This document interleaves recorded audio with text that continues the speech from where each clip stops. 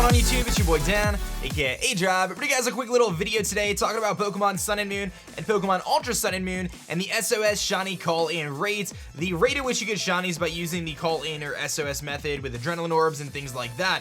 Now the reason I'm making this video is because a few weeks ago, on December 30th, at the very end of the year, this same person, www, who is a data miner, released some information regarding the Shiny chance for a Shiny Pokemon with and without the Shiny Charm using the SOS method. Now, part of the crazy thing about this is it actually conflicts with information that previously we kind of thought, and I wanted to kind of address it because I actually hadn't seen this information until now, and I think it's pretty important. Well, I think it is important too. I want to also mention that I think when it comes to shiny hunting, it's best to just do the shiny hunt and just know eventually you'll get the shiny, so we don't talk too much about shiny odds, but I think it's good to know what your chances are and kind of go from there. So let's kind of take a step back before we really look at this data. Back here, this is a Reddit post from a year ago talking about Sun and Moon, and the big thing here was that the chain length from 70 to 255 was going to give you a higher shiny chance. And then this information spread, for myself included, that once you hit a 70 chain, you pretty much maxed out your chance of getting a shiny. Now we find that that is actually not true. So this Reddit post, which I originally made a video on way back like a year ago,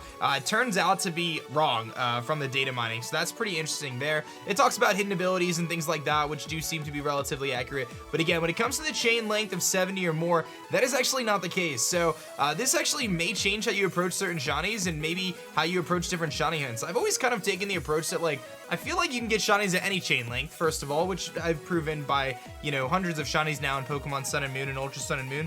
But at the same time, I've always said, like, don't stress about the chain length because, like, you know what I mean? You could always start a new chain or whatever, and it doesn't take that long to get up to 70 or whatever it may be. But in this case, you don't even need to get to 70. So here's this one post here, which is pretty interesting. It does show the game code here, source 2 as the game code, which talks about those shiny chances.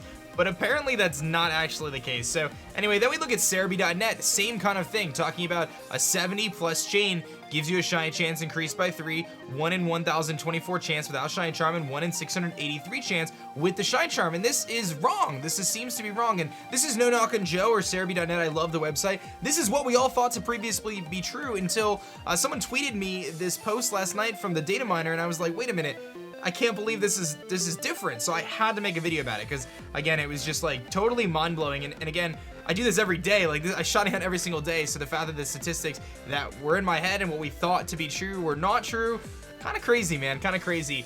Pokemon did release this article here talking about how to shiny hunt using the SOS method. It doesn't actually specify an exact number or target, simply just at the end that keep building your chain by defeating several dozen more Pokemon to reach the highest odds of shiny Pokemon appearing. Don't expect shiny Pokemon to be easy even with such a long chain. And then it talks about trying to get the shiny charm. It helps out. You can enhance your odds, but it just talks about other methods to kind of go through the SOS method, like using pressure or intimidate or unnerve to kind of increase the rate that the Pokemon are called in, but it doesn't really give any exact data or anything like that. So let's kind of look back at this tweet here, and this is really kind of the big thing here. I'll scroll up. So looking at this, the first column is without the shiny charm. So 1 in 4096 when your chain is between 0 and 10 basically. So you're kind of looking at basically full odds. You're not going to get any additional rolls. Once you get to an 11 to 14, or actually 11 to 20, your chances go up to 1 in 820. Once you get to 21 to 30, your chances are 1 in 455, which isn't bad at all. And then when you get without the shiny charm to a 30 chain or above, it's 1 in 315. So really, this kind of says to me that the shiny charm for SOS calling is not that big of a deal, because when you look at it with the shiny charm,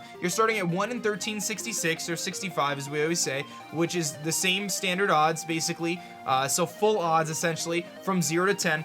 Then it's a pretty drastic increase down to 1 in 585, which again, if we go back to what Cerebi said here, with the shiny charm, 1 in 683 was the highest you can get, but it seems like the highest you can get is 1 in 273, which is so low.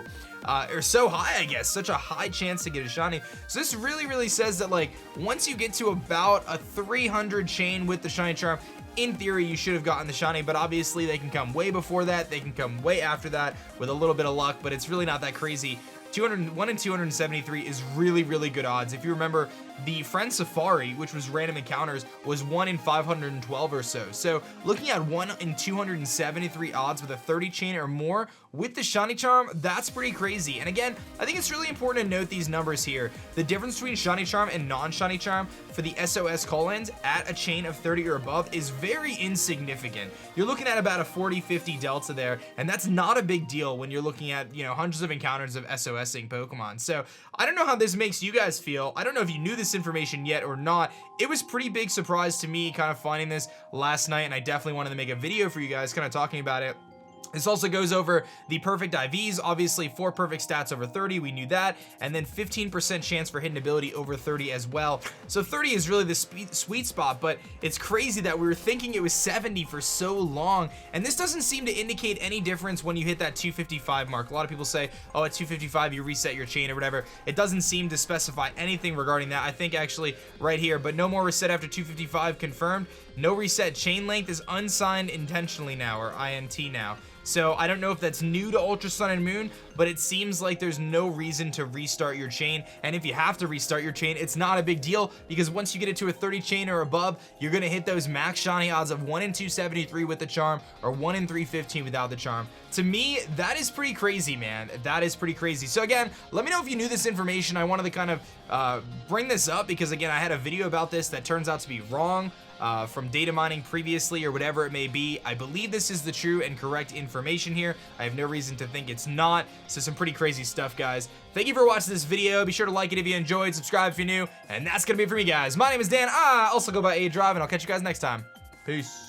Alright guys, so I just finished recording this video and I saw a tweet from Tyler Pugmire here, who actually says that the article from the Pokemon website seems to have been edited since its original release. And I was posting on Twitter asking you guys to send me these articles and stuff because I could have sworn that the official Pokemon article, this one right here, did specify that a 70 chain or more did give you a higher shiny chance, and it couldn't be found anywhere because it's not in this article.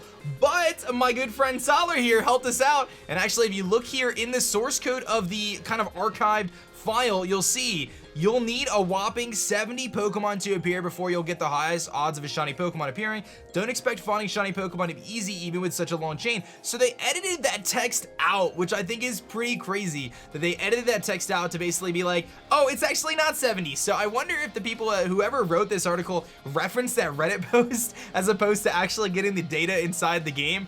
Pretty interesting stuff there, man, though. I think that's pretty crazy that they ended up editing this stuff out here, and it was in the original article. So again, Tyler, thank you for sending me that, and it was perfect timing because I just ended the video and I got to record this little extra piece here, and I now know that I'm not crazy because I could have sworn that I read that Pokemon article that said 70 or more. So that's that, guys. Thank you for watching. I'll catch you guys next time. Peace. Thanks so much for checking out my last video. If you like that one, you'll definitely like this one, and be sure to subscribe for more as I post Pokemon videos every single day.